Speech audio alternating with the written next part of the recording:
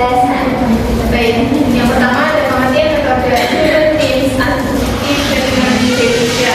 Nah, metode pembelajaran ini merupakan salah satu tipe pembelajaran kooperatif yang menekankan interaksi antara siswa untuk saling memotivasi dan saling membantu dalam menguasai materi dan mencapai prestasi secara maksimal, atau yang disebut dengan bekerja kelompok. Siswa akan lebih bebas dan bertanya terhadap teman kelompoknya tentang materi yang belum dikuasainya. Nah, metode STAR menurut para ahli, yang pertama menurut Slavitt, metode STAR merupakan salah satu metode pembelajaran kooperatif yang paling sederhana dan merupakan model yang paling baik untuk permulaan bagi para guru yang baru menggunakan pendekatan kooperatif. Yang kedua, menurut Anas, pembelajaran kooperatif tipe STAR ini adalah pembelajaran yang terdiri dari 5 komponen. Dalam pembelajaran yaitu penyajian kelas, belajar dalam kelompok, pengerjaan kuis, skor pengembangan, dan penghargaan terhadap kelompok. Yang ketiga, menurut Rusman, model pembelajaran STAR ini adalah model yang dalam pembelajarannya siswa itu dibagi menjadi beberapa kelompok yang beranggotakan 4-5 orang yang mempunyai keragaman dalam kemampuan, jenis kelamin, hingga sukunya. Selanjutnya ada langkah-langkah metode STAR, yaitu menurut Slavitt 2005 ada 5 komponen utama dalam metode STAR, yaitu presentasi kelas, kerjasama tim, kuis, tinjauan smart individu, dan rekombinasi tim. Dengan dilandaskan pada 5 komponen tersebut, maka langkah-langkah pembelajaran yang dapat kita tempuh ada: 1. Menyampaikan tugas pembelajaran. Yang kedua ada menyajikan informasi. Yang ketiga ada mengorganisasikan siswa ke dalam kelompok-kelompok belajar. Selanjutnya ada membimbing kelompok bekerja dan belajar. Yang kelima evaluasi. Yang terakhir ada memberikan penghargaan. Menurut para ahlinya sendiri, yang pertama ada menurut Lutak, model pembelajaran STAR itu ada: 1. Menyampaikan tujuan dan motivasi siswa. Kedua ada mengorganisasikan siswa ke dalam kelompok. Yang ketiga ada menyampaikan informasi. Yang keempat ada kegiatan membimbing kelompok belajar dalam tim. Yang kelima ada kuis atau evaluasi. Yang terakhir ada penghargaan prestasi.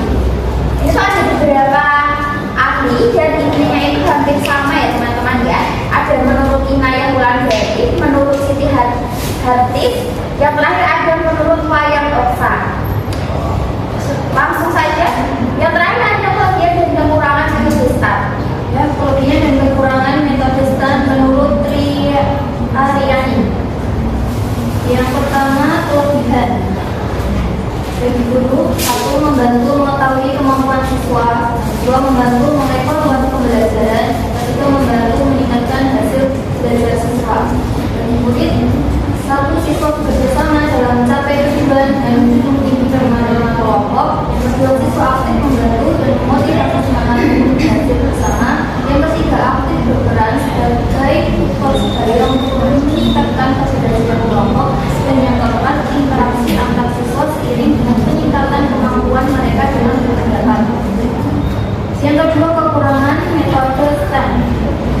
Bagi guru, yang pertama, sejumlah siswa mungkin banyak yang bingung karena belum terbiasa dengan perlakuan seperti ini. Yang kedua, membutuhkan waktu yang lebih lama untuk siswa sehingga sulit mencapai target kurikulum. Yang ketiga, menuntut sifat tertentu dari siswa, misalnya sifat-sifat bekerja sama. Bagi murid, yang pertama, membutuhkan waktu yang lebih lama untuk guru sehingga pada umumnya guru tidak mau menggunakan pembelajaran kooperatif tipe STAR. Yang kedua, membutuhkan kemampuan khusus guru sehingga tidak semua guru dapat melakukan pembelajaran kooperatif STAR. Selanjutnya, penelitian terkait metode STAR dalam pembelajaran bahasa Indonesia. Jurnal yang pertama dari Jurnal Pendidikan Bahasa dan Sastra Indonesia dengan judul Keefektifan Pembelajaran Keterampilan Menulis Cerpen dengan Model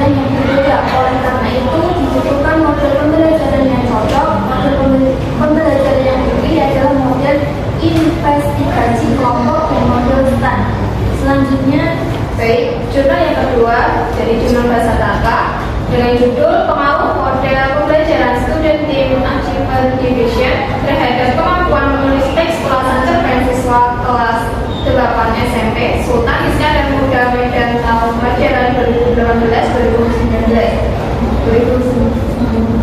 Jurnal ini ditulis oleh Juwita Teresia Bangun, Anissa, dan Ibrahim Daukai pada tahun 2019.